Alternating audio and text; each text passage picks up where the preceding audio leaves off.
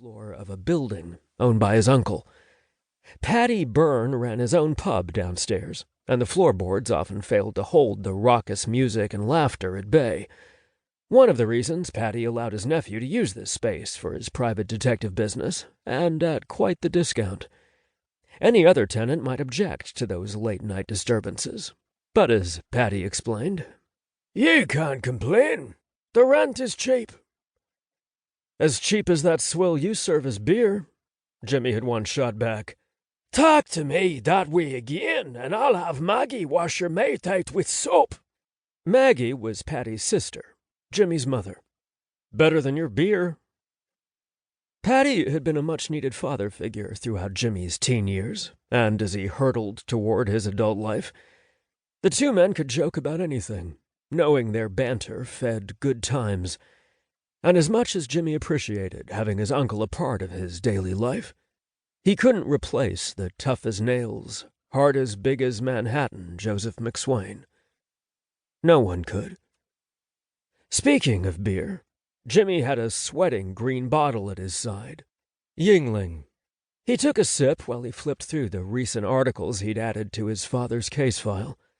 They were from the Post and the Daily News, both of which had covered the Delhi robberies closely, and had, on July 4th, splashed across the front pages the bloody hostage situation which had ended Rashad Assan's reign of terror.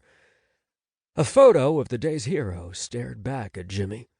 Frasano was dressed in his uniform, slightly disheveled from an afternoon of taking down a killer, but still as sexy as ever. Regret wound its way around the strings of Jimmy's soul, and he wondered, not for the first time, if he'd been hasty in dismissing Frasano from his life and his bed. He stole a look at his iPhone and picked it up. He scrolled through his contacts, landing on Frasano's name. Was there a reason he hadn't deleted the man's personal number? Was he holding on to it because he was secretly wishing that he would once again find comfort in the burly cop's strong arms? Or because he was an influential captain in the NYPD, and might one day be useful in finding out what really happened the morning Joseph McSwain was stolen from him? Because Jimmy couldn't be sure of his motives, he set the phone back down and closed his eyes. Usually he only saw blackness, but today the image of Frasano unspooled before him, their time in an upstate motel when the only thing exploding had been their passion for each other. He could feel that sizzling kiss on his neck, the scrape of his whiskers while slowly unbuttoning his shirt, temptation leading them toward more. Jimmy's eyes flashed open, and suddenly time forced him back to the present. He rose from the floor, finished off his beer, and tossed the empty bottle into a trash bin. Frustration filtered through his system, and he knew he had to do something. Anything.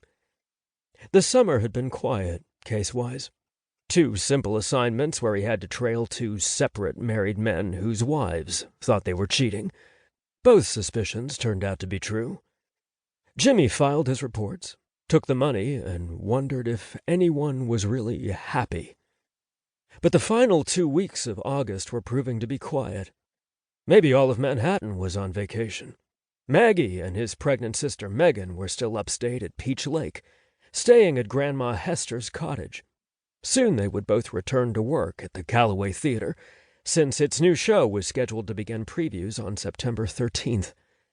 His other sister, Mallory, was on vacation at some luxury resort.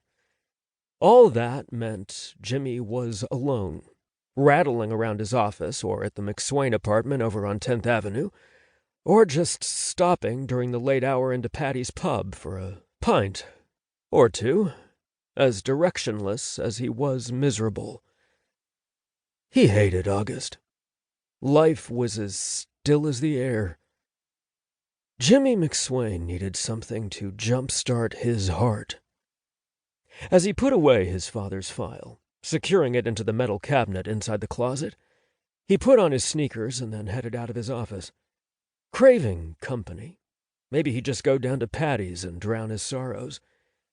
That changed when he reached the bar.